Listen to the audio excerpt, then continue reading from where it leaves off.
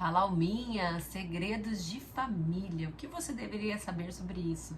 Eu resolvi levantar esse tema porque ele foi um tema de muita curiosidade para mim. Eu fiz como especialização terapia familiar sistêmica e sempre me falavam assim: ai, a sua família te influencia muito, principalmente no que ela não fala. Tem os segredos de família que influenciam os seus atos, seu comportamento. E você pode ouvir várias pessoas que falam sobre essa parte sistêmica, né, da família, como influencia. Eles falam dos segredos que nos prejudicam. Aí eu ficava pensando, mas se é segredo, como que me prejudica se eu não sei? Só que acontece que até o que a gente não sabe é transferido de alguma forma. E é sobre isso que eu quero te falar, para que você não tenha essa dúvida, assim como eu tive, e entenda como você funciona sendo influenciado pela sua família. Sim, a gente é muito influenciado. Já ouviu a voz do seu pai, da sua mãe na sua cabeça em vários momentos? Isso acontece porque a gente realmente viveu essa imersão por muito tempo. Antes de existir a fala propriamente, acredito que não é a fala, mas entender esse processamento do cérebro, já existia o nosso corpo, que estava vivenciando as situações da nossa família e aprendendo tudo. Aprendendo como as pessoas se relacionavam, como elas falavam, como eu poderia agir, que liberdade que eu tinha, o que era proibido, o que era regra. Então a gente vai aprendendo dessa forma, de uma forma que não é estudada.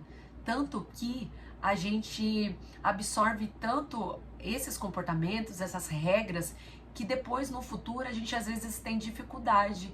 A gente pode ser uma pessoa que não tem flexibilidade, que é uma pessoa rígida, que fala, não, pra mim funciona é assim. E depois a gente acaba sofrendo com isso, né? É aquela síndrome de Gabriela, né? Eu nasci assim, vou morrer assim. Mas isso é péssimo, porque a gente só consegue crescer, evoluir quando a gente vai se modificando, entendendo o que vai ser melhor pra mim, mas também para as outras pessoas, né? Porque a gente vive em sociedade, né? Somos seres biosociais que têm esse propósito de aprender, de crescer, tudo em conjunto. E aí, se eu não sei como viver com os outros, se eu acho que os outros têm que ser do jeito que eu quero, como que eu vou ser uma pessoa feliz? Vai ser difícil isso. É possível até que eu fique isolada, né? Sem ter muitos amigos, familiares, mas porque eu não entendi ainda essa regra do jogo, que é viver bem em sociedade, mas que é contribuir. E uma pessoa que é melhor bem resolvida, ela contribui melhor, né? Ela não impacta tão de forma negativa, porque a pessoa que não se conhece, ela dá trabalho, né? Ela vai reclamar demais, ela vai ficar só na fofoca, ela vai trazer muitas questões que vão desestabilizar as outras ao redor, mas que não necessariamente isso vai ajudar. E eu falei de tudo isso, mas para retomar esse segredo de família, o que tem a ver a família, o segredo? Pois é, eu falei que essas regras, né, vão passando no decorrer da nossa vida, né, desde quando a gente nasce naquele lugar e a gente vai aprendendo tudo. E toda família tem coisas que a família pode ter vergonha, às vezes, de falar algo que aconteceu. A gente vê muitos casos mesmo, por exemplo, de abusos, né, roubos, né, coisas que as pessoas poderiam se envergonhar, então elas não contam sobre isso. Ou também poderia ser questão de medo, né? Medo também tem a questão da sexualidade, né? Você tem medo de expor algo para não sofrer violência. Mas por medo, por vergonha, essas questões fazem com que existam os segredos, que aí são coisas que a gente não quer falar. Pra que vai falar? Pra que os outros têm que saber, né? Vou passar mais vergonha? Vou ser mais oprimida, né? Então não tem sentido falar.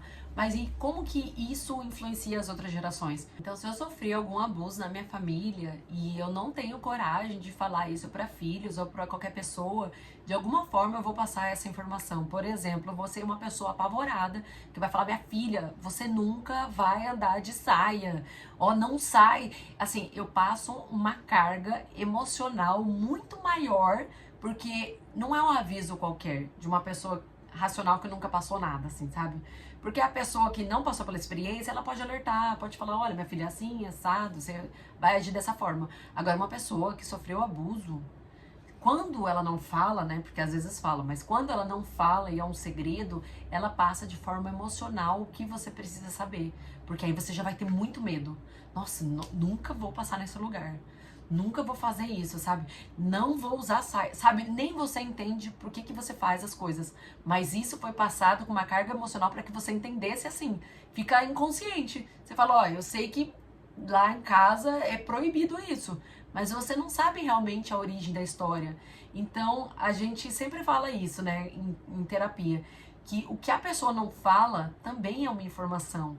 Porque, por exemplo, se você for pensar, né, num filho adotivo, que sabe pouco da própria história, mas, mesmo assim, existe alguma história ali que não foi contada, mas que ele sente aquilo, sabe? Então, a gente precisa ficar muito nesse lugar de autoanálise, né? De autoobservação, para perceber as nossas tendências e as coisas que nos abalam. Porque tudo isso tem uma informação e que foi passada pra gente e que se a gente não entende, a gente passa da mesma forma para as outras gerações. Existe até uma fala que eu até me lembrei, acho que foi minha sogra que certa vez me contou, que ela acreditava que, não sei se era frango, se era um pão, era alguma comida que ia ao forno e sempre tinha que cortar as pontas, né? Toda a vida. Ela falou, sempre fiz assim, porque minha mãe fazia assim, disse que é o seu certo.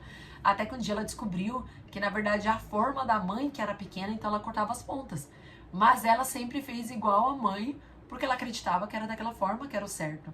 E a gente faz exatamente a mesma coisa, porque o pai falou, a água parou, né? Eles são autoridade, eles sabem o que eles estão fazendo. Então eles passam aquela informação pra gente e a gente tem aquilo como verdade.